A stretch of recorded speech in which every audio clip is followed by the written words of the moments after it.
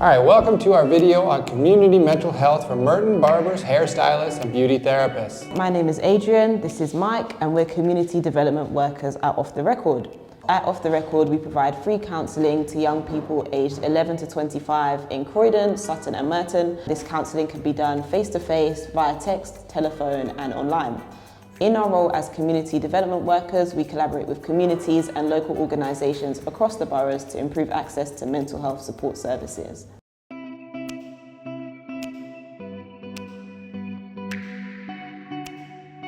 All right, so why are we doing this training? The reason is twofold. We want to both help you feel confident in having challenging conversations about mental health with your clients, as well as ensure clients feel comfortable having these conversations with you. And secondly, supporting yourself. We know these conversations can be emotional, and it can be difficult to separate yourself in the aftermath. This can look like taking work home with you and worrying about your clients and their challenges alongside your own. We hope to help you establish these boundaries or maintain them if you've already got them. We understand that barbers, hairdressers, and beauty therapists have a long tradition of fostering therapeutic spaces in which clients feel comfortable sharing details of their personal life. You must already be doing something right if clients continue to do so. Through these training videos, we're not trying to dictate these spaces or assume that we know more than you. Certainly some sections will serve as a reminder, while others may offer suggestions and ideas you haven't previously thought of.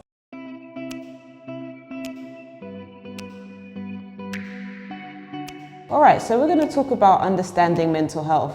Firstly, we want to emphasise that everybody has mental health. It's a component of our overall health and well-being. Struggling with mental health is very common. Somebody doesn't need to have a diagnosis for them to be struggling with their mental health.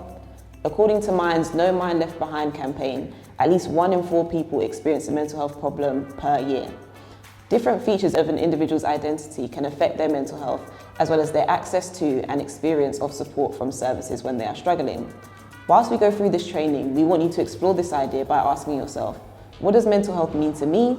Have my thoughts on mental health changed or remained the same? And what parts of my identity support accessing mental health support, and which areas prevent me from doing so?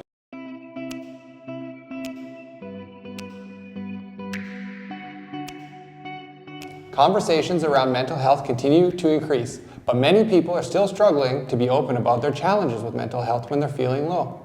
Many people continue to simply put on a brave face to avoid talking about their mental health. As part of a community, it's important to recognize the signs of when someone is struggling with this, even if they don't communicate it directly. Some signs someone may be struggling with their mental health may include changes in sleep patterns, personal hygiene, and activity levels, decreased motivation, isolation from friends and family, an inability to concentrate, extreme mood changes, or feeling hopeless or very, very critical. So how could these signs present in one of your clients? It could look like a client who's typically chatty during a trim has been quieter in recent appointments. Or another client tells you they haven't left their home for anything outside work in the past week during a nail appointment. Or maybe a client shares that they don't see the point anymore, and everything just seems so hopeless.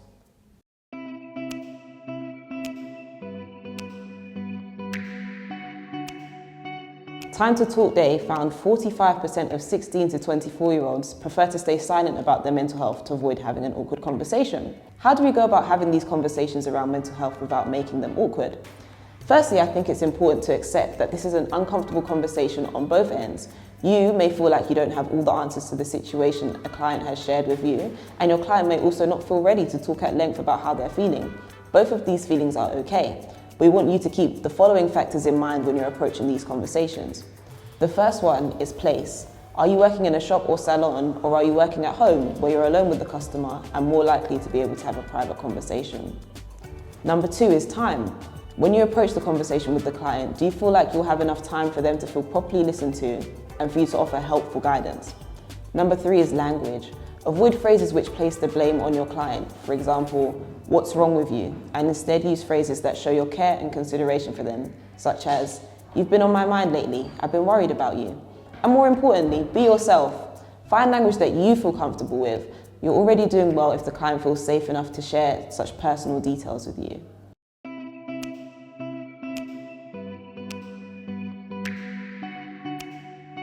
Active listening. What is active listening? As we mentioned, barbers, hairdressers, and beauty therapists have created therapeutic spaces where your clients feel comfortable sharing details of their personal lives with you. And active listening can be key to clients continuing to feel comfortable. Active listening is defined as fully concentrating on what is being said, rather than just hearing the words of the speaker. It involves listening with all your senses. You not only hear what someone is saying, but also tune into their thoughts and feelings to gain a true understanding of what they're sharing. So now that we've got the definition for active listening, how do we put this into practice? Our top tips for doing effective active listening are: don't interrupt. Interrupting your client can frustrate them and make them feel like you're not actually listening to them. Let the client speak for as long as they need to. This will also make it easier for you to understand them and their situation. Respond to the feeling. While listening to your client, think about how they may be feeling and ask questions around this, such as, how are you feeling about it all? Or, it sounds like you're feeling angry about this. Try not to fix things. Sometimes a solution may seem obvious to us, but often people need to come to their own solutions and would prefer to just vent and get things off their chest. Try to be that soundboard for your client, allowing them to express themselves first before proposing any solutions. And number 4, summarize what has been said. Show your client that you've understood what they've shared with you by recounting what's been said in your own words. It also allows the speaker to correct you if you haven't understood correctly.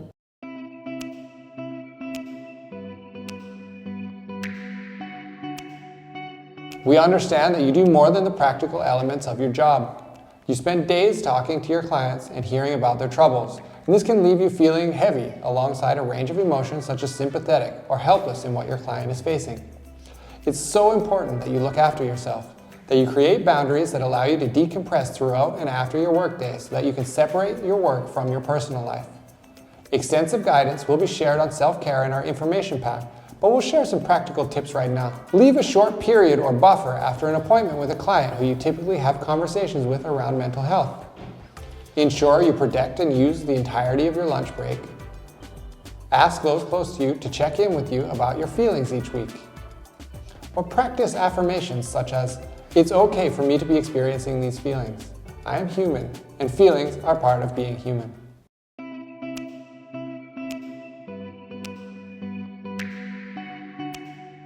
So, I think a vital part of self-care, following on from what Mike was saying, is also recognizing what we can't do. You already do great work in supporting your clients by listening to them and providing a safe space to them, but you can't do everything. So, we've compiled a list of support services that you can tell your clients about the next time they come to you with a challenge that you feel requires further support.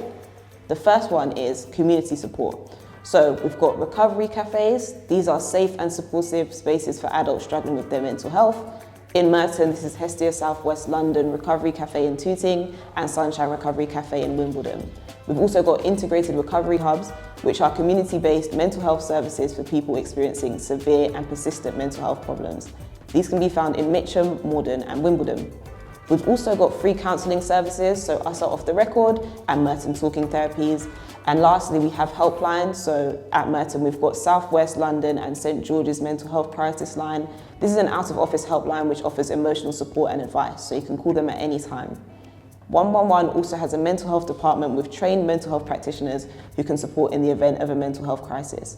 You'll see these and the links to such websites in our information pack which accompanies these trainings. Thank you for listening.